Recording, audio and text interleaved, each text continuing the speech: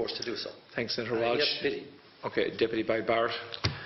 Ambassador, I will say frankly, I'm one of the people who thinks you should be expelled from this country, and I believe that that's nothing to do with you personally.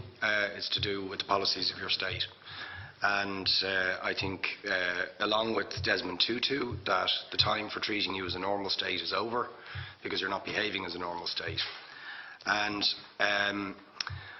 I just want to ask you questions, really, in relation to that contention. And I would just say, for the record, it certainly isn't motivated by anti-Semitism in my case. I mean, for example, when disgraceful attempts were being made to downplay the horrors of the Holocaust by people like David Irving, I brought a Jewish Auschwitz survivor to this city to organise meetings and get her on national television to remind the Irish people about the horrors of the Holocaust. And I would do so again if anybody tried to downplay the horrors of what were done to the Jewish people. But it is precisely because I'm opposed to racism that I oppose what your state is doing and what it stands for. So I just want to ask you a few questions in relation to that. And I should also say, by the way, I lived for a year on Moshav Neot Hakikar in the Dead Sea in 1987, 2 weeks before the first Intifada broke out. That leads me to my first question. You have tried to cover over what you have done, the killings of innocent people in Gaza on 3 separate occasions over recent years, the seizure of Palestinian land and so on, by attacking Hamas. Now, why don't you just admit that Hamas didn't exist when the first Intifada took place? They didn't set up an armed wing until the early 1990s. And that there was a reason that PLO were in Tunis at the time, exiled, effectively not present. But the ordinary Palestinians rose up because you denied them basic rights. I lived there. It was apartheid. It was racism. It was endemic. It was rotten. Absolutely, I was shocked within weeks of living there to see how you treated Palestinian people. And isn't it the fact that the law of return, which is the basic law of the Israeli state, is a racist apartheid law because it confers rights on Jews that it denies to Palestinians?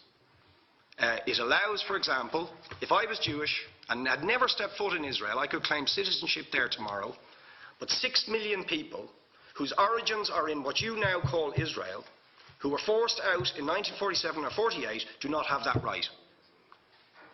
Isn't that part of the reason why the Palestinians are in dispute with Israelis? Because you deny them the right to return to their homes and to their land and to their villages, and that they have a legitimate claim, even under international law, to return, but you deny them that right. Why do you deny them that right? And why do you give that right to other people who have no connection whatsoever with the land, whether you call it Israel or whether you call it Palestine?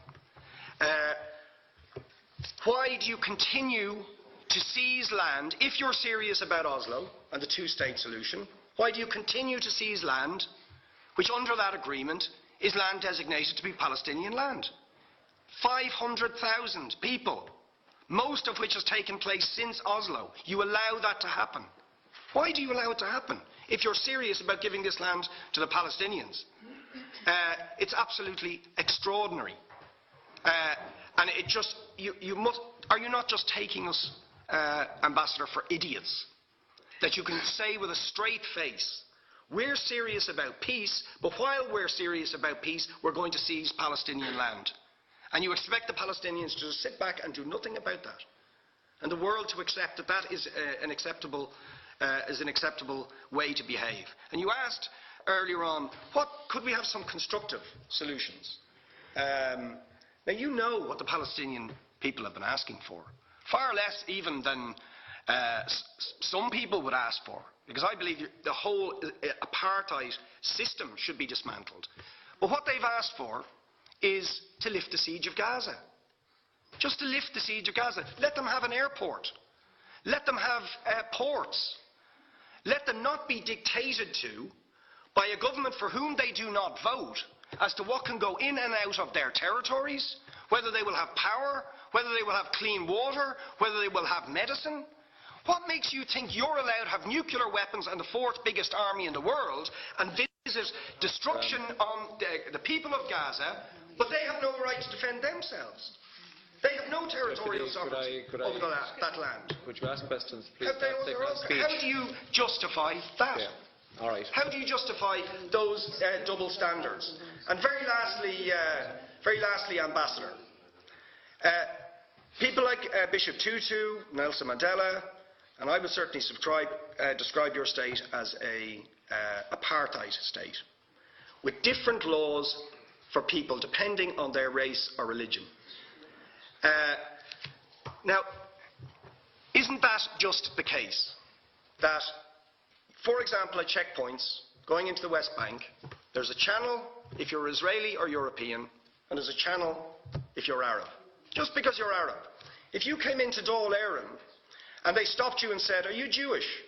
"Oh no, sir, you can't come in through the same entrance as Irish people or European people because you're Jewish," you would call that racism and apartheid.